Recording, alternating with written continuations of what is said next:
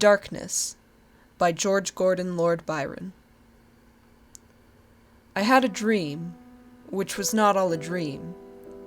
The bright sun was extinguished, and the stars did wander darkling in the eternal space, rayless and pathless, and the icy earth swung blind and blackening in the moonless air. Morn came and went, and came and brought no day. And men forgot their passions in the dread of this their desolation, and all hearts were chilled into a selfish prayer for light. And they did live by the watchfires, and the thrones, the palaces of crowned kings, the huts, the habitations of all things which dwell, were burnt for beacons. Cities were consumed, and men were gathered round their blazing homes, to look once more into each other's face. Happy were those who dwelt within the eye of the volcanoes, and their mountain torch, a fearful hope, was all the world contained.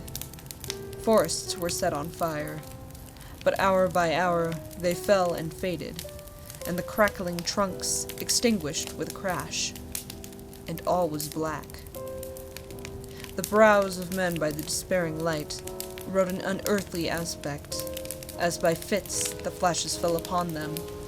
Some lay down and hid their eyes and wept, and some did rest their chins upon their clenched hands and smiled, and others hurried to and fro, and fed their funeral piles with fuel, and looked up with mad disquietude on the dull sky, the pall of a past world.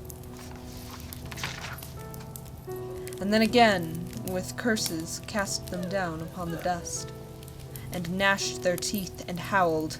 The wild birds shrieked, and, terrified, did flutter on the ground, and flap their useless wings.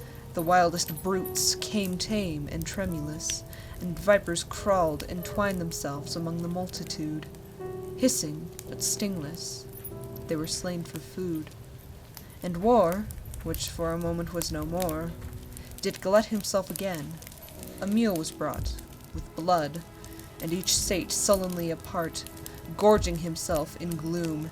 No love was left. All earth was but one thought, and that was death, immediate and inglorious. And the pang of famine fell upon all entrails. Men died, and their bones were tombless as their flesh. The meager by the meager were devoured. Even dogs assailed their masters, all save one, and he was faithful to a course, and kept the birds and beasts and famished men at bay, till hunger clung them, or the dropping dead lurked their lank jaws.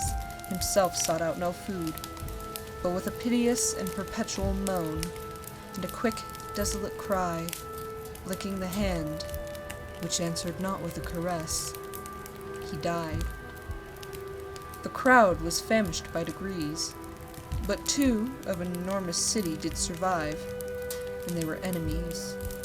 They met beside the dying embers of an altar place, where had been heaped a mass of holy things for an unholy usage. They racked up, and shivering scrapped with their cold skeleton hands the feeble ashes, and their feeble breath blew for a little life, and made a flame, which was a mockery.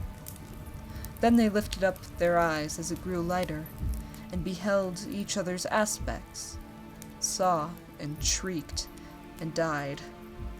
Even of their mutual hideousness they died, unknowing who he was upon whose brow famine had written fiend. The world was void, the populace and the powerful was a lump. Seasonless, herbless, treeless, manless, lifeless, a lump of death, a chaos of hard clay.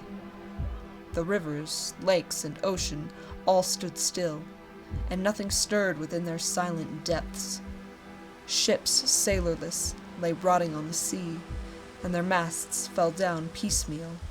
As they dropped, they slept on the abyss without a surge. The waves were dead, the tides were in their grave. The moon, their mistress, had expired before. The winds were withered in the stagnant air, and the clouds perished. Darkness had no need of aid from them. She was the universe.